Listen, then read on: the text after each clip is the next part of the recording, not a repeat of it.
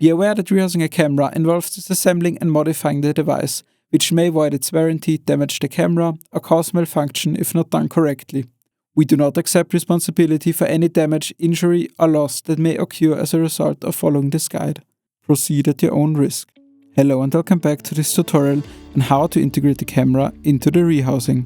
A list of tools and materials you'll need for this process are displayed on screen. First, let's prepare the button pad to be refitted and reattached to the body of the camera. Begin by removing the black dots that hold the cable in place. Use a utility knife to gently lift and cut them away. Be careful not to damage the cable during this process. Take your time. Once the dots are removed, you can carefully pull away the cable from the back. The cable is very delicate, so try not to put too much strain on it during this step.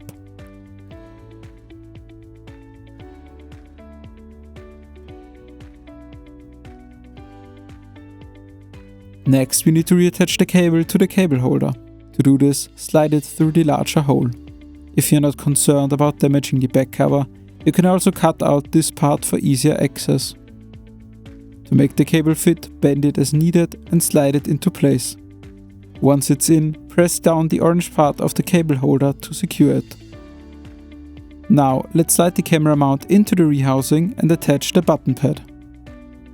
Before doing this, place the side part onto the rehousing. Only screw in the 2 screws at the back to hold it in place during assembly. The screws at the front will interfere with the camera mount, so we will leave those for later. Slide the camera mount into the rehousing as shown in the video, being careful not to damage the cable of the button pad. Keep in mind the cable is fairly short, so be mindful of its length. Once the mount is in place, attach the button pad to the side part and secure it with the screw shown on screen. For extra support, you can use a little bit of glue to hold the button pad in position.